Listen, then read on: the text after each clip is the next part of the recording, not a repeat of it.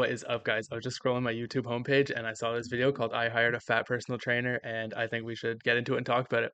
As someone that used to be fat, my personal opinion is that it does not matter what someone looks like as long as they know the information and they're helping you reach your goals. It really doesn't matter what they look like.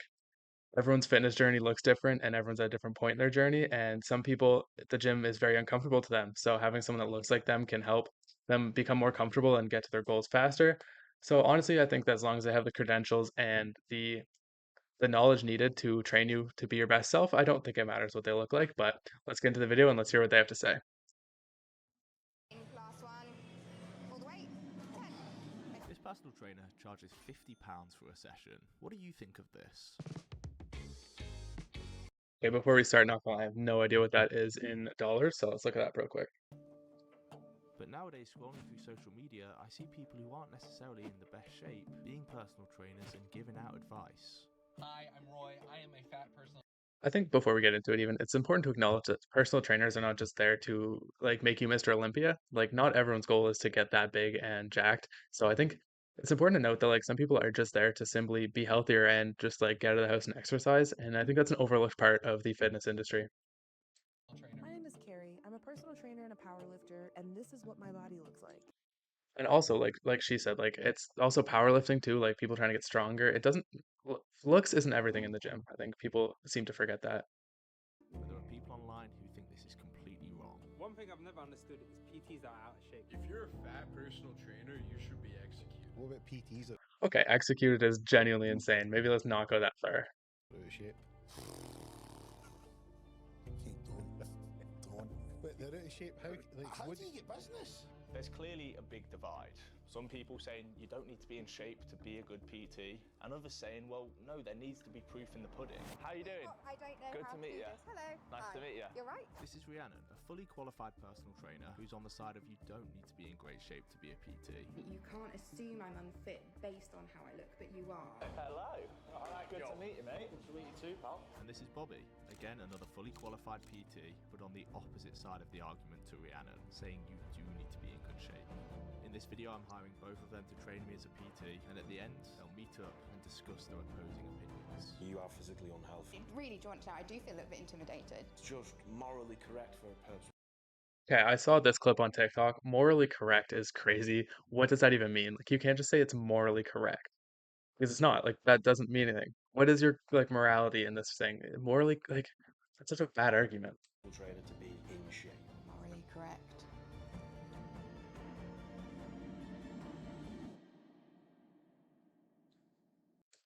Personal trainers. We're just gonna skip to the debates. I don't think that the rest of the video really matters that much, to be honest with you.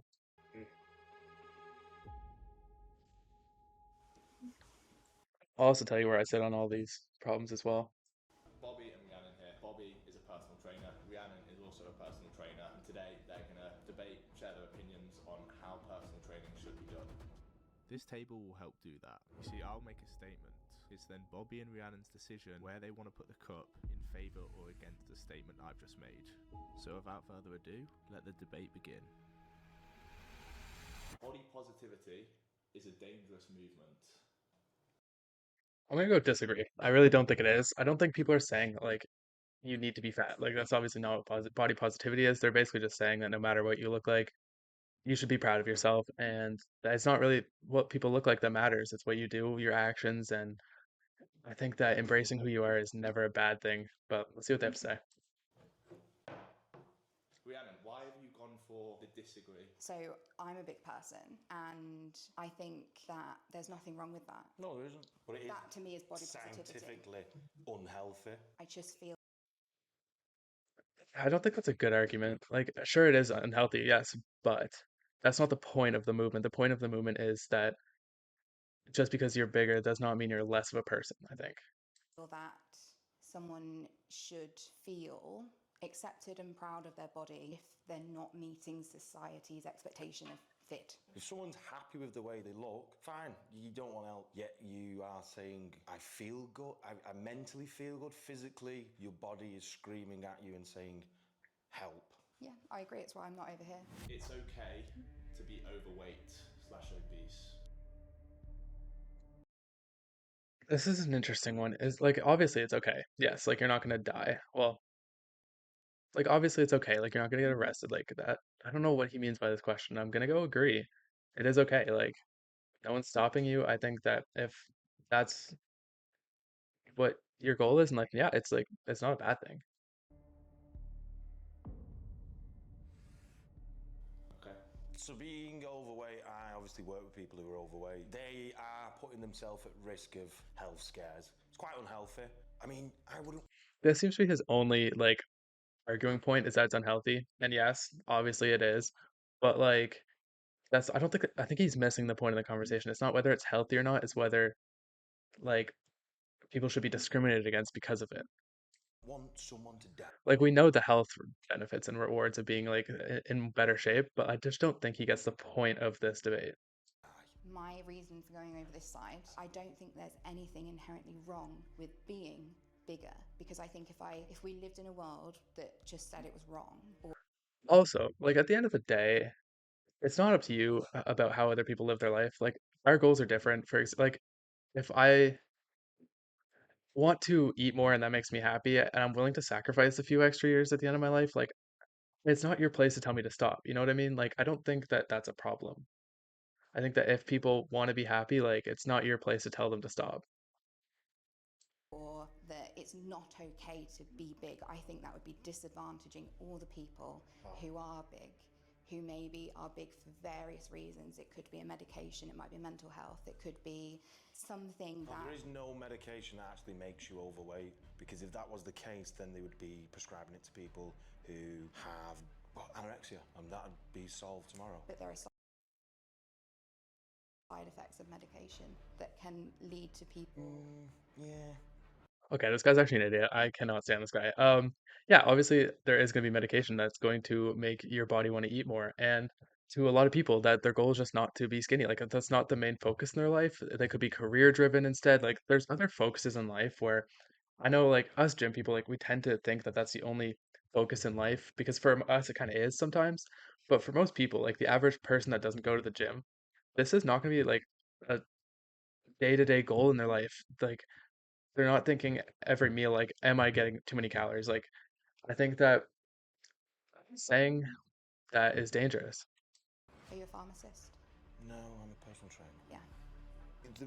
The way you become overweight is indulging into calories more than you're burning in a day. Indulging makes it sound like someone is enjoying. Do you mean it to have that? No, not necessarily. Not a lot of people enjoy the calories. I have a lot of clients I work with, and they will eat because of problems they've got at home, relationships, and things. So when they come to me to lose weight, I will try and wrap my head around why they might be that way. Okay, let's. This will lead on to a question. So let's go back. Going off. Really enjoying that. It's really nice, you know. Cold Joe. Spoken about being overweight is a choice. To an extent. Not I don't think it's fully. I think sometimes no. I'm gonna go disagree. I think sometimes people's life circumstances just get in the way and they end up bigger than they meant to be. I think it's a choice to stay that big, maybe. Like you can just start to lose weight, but again, for most people, it's just not their day-to-day goal. Like they're not waking up in the morning thinking, "Oh my God, let me be slimmer," you know? And I don't think it's a choice. I don't wake up in the morning and be like, "Oh, I want to be fat now." Like I think that it's a lot of choices that combine into one outcome, but I don't think that being obese is at the end of the day a choice.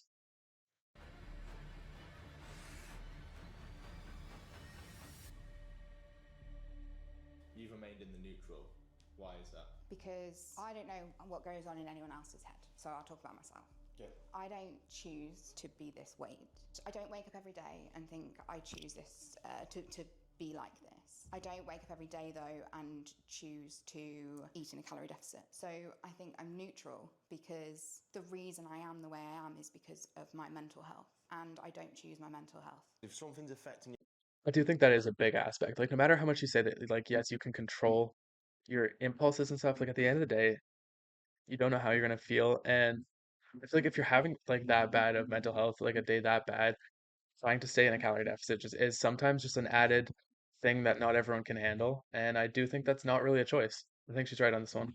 your mental health, you can't control that. What you can control though is what you eat. However, it might be hard. There might be times in your day where it is hard to control that, but you definitely can have the choice of whether you want to eat or be in a calorie deficit. I disagree. Okay. I eat as a form of self-harm. The reason I am the size I am is because, yes, in that moment, I guess I'm choosing to eat. However, the opposite for me... You might not want to choose to do that. The opposite for me is that I may not be sat here because my mental health is bad. Well, I wish you all the best. I honestly do. And that's the difference. Should we leave it that one at that? Yeah. Got one more statement. You need to be in good shape to be a personal trainer. I've already said my opinion on this. I really don't think you do. I think as long as you know the knowledge and you have the ability to, like, the interpersonal ability to help people get to their goals, I really don't think what you look like matters.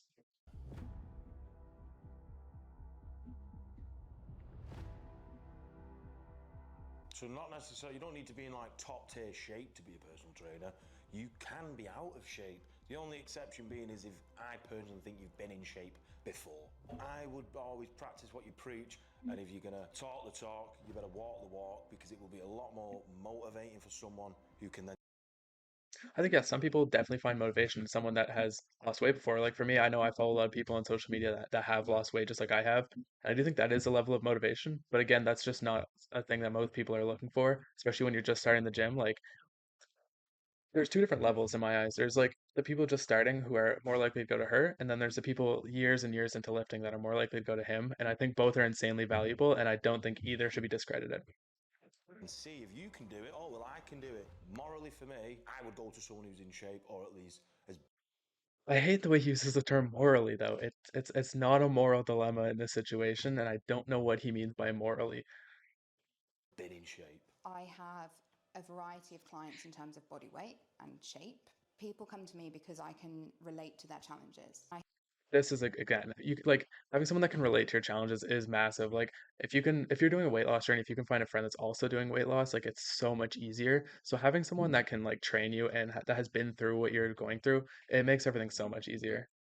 I feel that if the difference to somebody starting a health and fitness journey is because there's a bigger personal trainer who they can relate to, and that personal trainer knows what they need to do to lose weight, but actually right now is focused on good mental health and just being stronger in the gym. If that personal trainer can help one big person, then they should exist and they should be able to be a personal trainer. I fully agree with that. I just personally wouldn't take advice off. Let's say, put it into example, I want to set up a business. I wouldn't... He's also brought up a good point. I don't think he didn't do it on purpose, but like he's kind of saying what I'm saying is that personally he wouldn't do it. But just because he wouldn't do it personally does not mean it's morally incorrect, as he's about to say about 15 times. It's not morally incorrect. It's just you personally would not go to it. I think that it's still important, it still matters, and it still should exist. But personally, you wouldn't do it, and that's a whole different story. Go to someone who's never owned a business. But that would be like going It's also just an annoying analogy. They're not related. I hate that analogy. to a personal trainer who's not a qualified personal trainer. Exactly. Like they still have the qualifications, they still have the knowledge. They still had to do like the schooling for it. I think that that's just a really bad analogy on his part. That's different to this because I am qualified. I feel like it's just morally correct. Again, with the term morally correct, what does that mean? Like, I wish he would go deeper into it. I don't know if he does, but I wish he would. What do you mean morally correct? For a personal trainer to be in shape. That's all. Morally correct. The idea that you think that the way I don't like, I really don't understand what he means by it. Like, are you saying like, I don't know. It's weird. exist in the world and the job I choose to do is morally incorrect, which is pretty much what you've just said, really bothers me. I show people they don't need to look a certain way to join a gym. No, 100%. Without me putting myself out there and doing what I do, they would never walk through the gym door.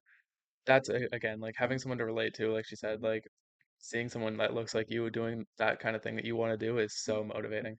Because the gym is overwhelming. The fact that you feel that me doing that job is morally not great has bothered me because Well, you can do it. That's what you can do it. You can do whatever you want. but it's morally incorrect. If you're out of shape, then So it is. it's unhealthy. Again, it's unhealthy. That's just...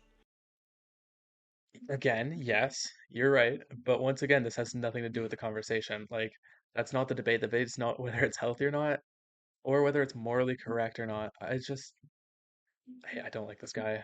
It's just unhealthy. I think we have very different clients. And I really don't think we do. I've got kids who are overweight, kids who are underweight, women who are overweight, women who are underweight. But I do have clients the exact same as you. What, who are scared to go into the Oh, mate, I have to sit outside of the gym with 2 clients, and the hour that they paid for me, they were too scared to go into the gym. All of my clients are that. Yeah.